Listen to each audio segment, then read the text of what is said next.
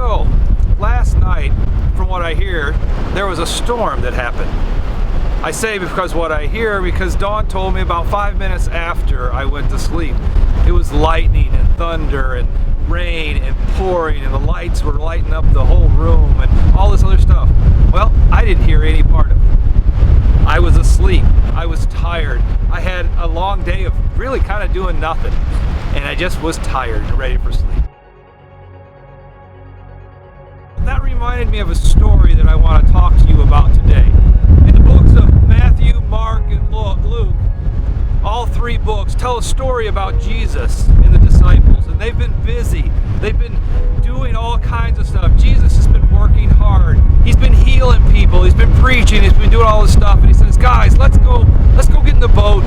Let's go out on the lake and cross the other side." And as soon as he gets in, he falls asleep. He crawls up to the front of the boat, falls asleep, and falls into a deep sleep. He gets out there a little ways, and they're all out there, and they're kind of going along.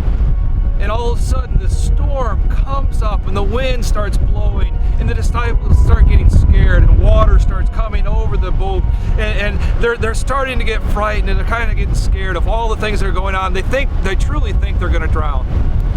They eventually wake up Jesus and say, "Jesus, don't you care if we drown?" And Jesus stands up, and he tells the water to stop. He tells the wind to stop, and it does. And he says, "Oh, you of so little faith." And it makes me think of today as we are going through all the things that we're going through right now, and all the virus and all the scare and all the things that are going on right now.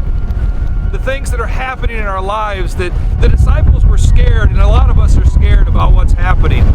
But what the disciples don't realize is that Jesus was in the boat. We have to remember that Jesus hasn't forgotten us. Yeah, he was asleep in this story, but he hasn't fallen asleep on us. Jesus is actually in the boat with us. He hasn't abandoned us. He hasn't left us. In fact, he's there, and he's there to be comforted. It's like having somebody there when you're scared. All you have to do is reach out. And at this point in our lives, maybe that's what Jesus is asking us to do, to reach out, shake Jesus a little bit and say, "Jesus, help me." And have faith that Jesus is going to do that. I believe that today, that is what Jesus has called us to do.